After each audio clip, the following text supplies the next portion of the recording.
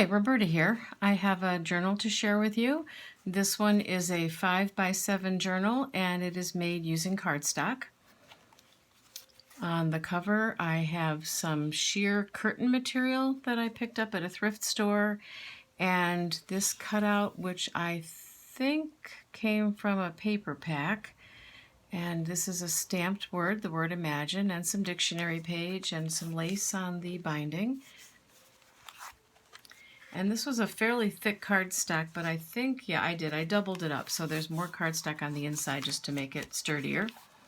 Inside there's a book page pocket. These are some stamps and a punch that I have in my stash of things. This is a bird printable, and I want to say that's an Ephemeris Vintage Garden thing from a while ago. This is just a little journal card that I made myself. Coffee dyed, punched around the edges, and this circle is from some type of a paper pack as well. This is some really pretty mulberry paper. I was saying earlier in another video, this was something I did not know about. I'd never heard about.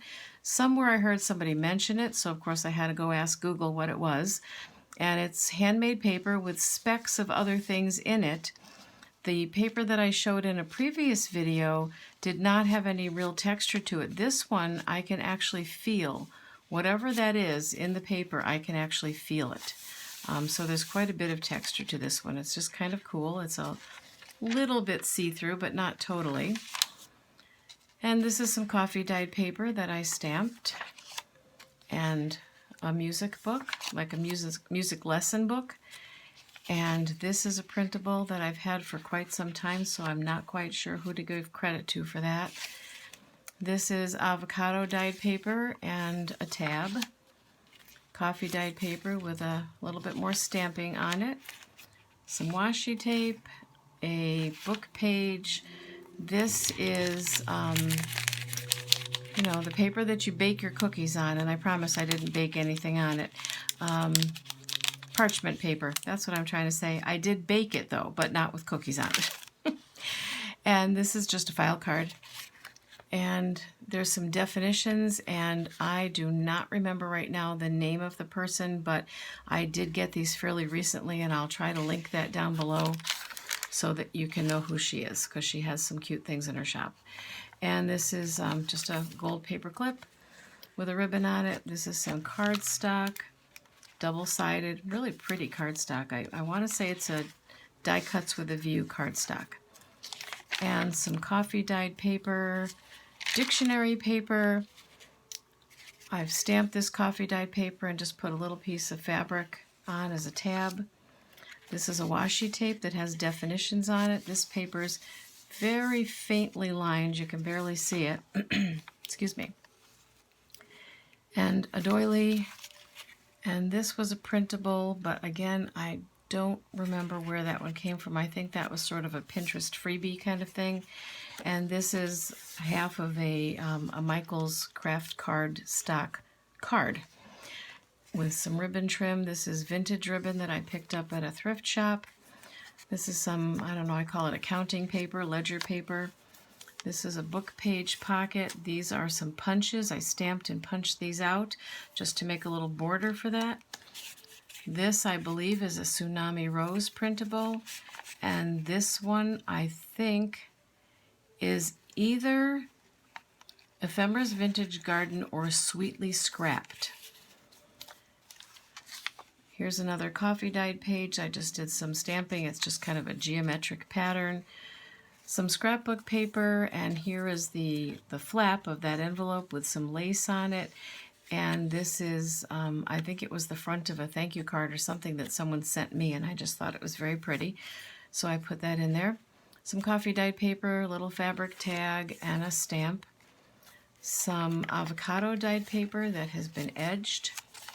Darker on this side. It's interesting how either the side that's up or the side that's down, one is always darker than the other, and this one just came out with some really pretty markings on it. This is the center of the signature, and I put some butterflies on the strings. And this is a opening, a little tuck or pocket or flap that has a quote in it, wishing you all you are wishing for. And I used a doily and one of my favorite stamps and punch sets. Some coffee dyed paper. This was also the other half of that craft envelope, and this was something that came from, or I think I just cut it out from a piece of, yep, it's the same paper as the cover. So it's a piece of scrapbook paper with some lined music paper on the back. This was also the cover of, I believe, a thank you card that someone gave me. And I always, you know, you can't save them all, but I can somehow recycle them. And I thought it was so pretty. It's like embossed. It has a nice texture to it. The butterfly was already on the card, and I added the stamped and punched flowers. This is just a scrap of scrapbook paper. Some coffee dyed paper with a fern stamped in the corner. Some ledger paper with a tab, the other half of that card, and a coffee dyed doily. This is an old Stampin' Up! Stamp from many moons ago on some coffee dyed paper. Coffee dyed paper that I placed a doily over before putting in the oven so it leaves the impression. A little bit of stamping, some dictionary pages. I have a wealth of dictionaries, although they're going fast. I was a teacher for 37 years, and during my time as a teacher, many teachers older than I retired and were told to throw out some of the books that they had in their room that were outdated. And very often that included old dictionaries.